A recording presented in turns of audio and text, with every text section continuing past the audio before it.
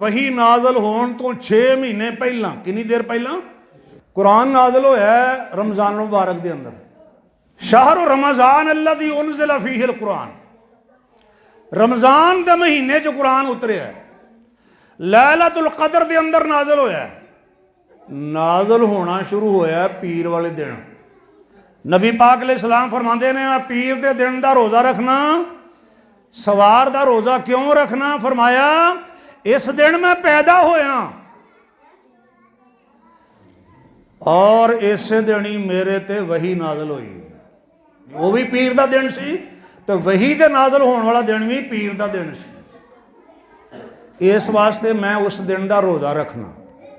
एक तो यह है कि शुकराने के तौर पर कि अल्लाह पाक ने इस दिन मेरे ते वही नाजिल की है, तो नबी पाक शुकराने के तौर पर सोमवार के दिन का रोज़ा रखते। और एक दूसरी वजह भी मुहद्दिसीन ने बयान की है, वो की है कि नबी पाक अलैहिस्सलातु वस्सलाम फरमाते ने कि पीर वाले दिन ते जुमेरात वाले दिन साडे आमाल पेश हुंदे ने अल्लाह के दरबार च। एक तो रोज़ाना पेश होंगे ने ना, एक हफ्तावार भी पेश होंगे ने, हफ्तावार भी। नबी पाक अलैहिस्सलाम फरमाते ने कि मैं ये चाहना कि जदों मेरा अमल रब की बारगाह च पेश होए तो मैं रोज़ा रखा होए।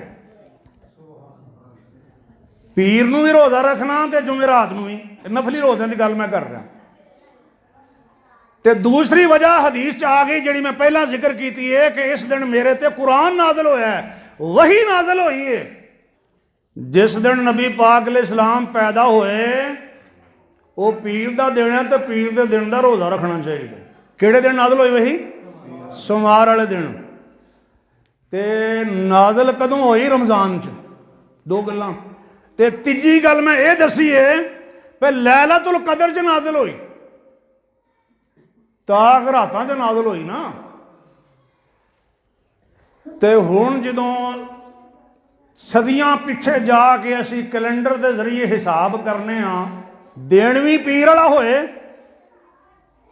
भी रमजान मुबारक ते होए ताक रात, उस दिन वही नाजल हुई। आ गई गल समझ? 10 अगस्त 610 ईस्वी, ये भी याद रहेगा। 10 अगस्त 610 ईस्वी पहली वही नाजल हुई। चूंकि पीर वाला दिन ताक रात, रमजान मुबारक पीर वाला दिन वो 21वीं रात को बनता है। दूसरा पीर आएगा 28वीं रात को। इंजी है जी, 21वीं रात ताक रात, अगे फिर आती है 28वीं रात, तो 28वीं रात ताक नहीं है, पीर वाले दिन की गल कर रहे हैं। पीर वाले दिन वही नाजल हुई ना हदीस के मुताबिक। यानी रमजान मुबारक के अंदर जिस साल कुरान मजीद नाजल होया है, ताक रातां विच एक ही पीर आउंदा है, वो 21 रमजान है। ये हुण असीं हिसाब करने ना, वरना अल्लाह दी हिकमतां ने कि रब ने दस्या नहीं कि वो केड़ी रात है। इस वास्ते असीं 5 रातां इबादत करने हैं।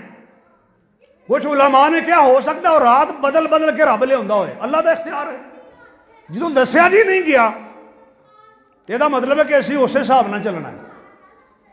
लेकिन यह जी चीज़ां जमा करके हिसाब लगता वो तुहाडे सामने मैं रख रहा जी। ये गल याद हो गई।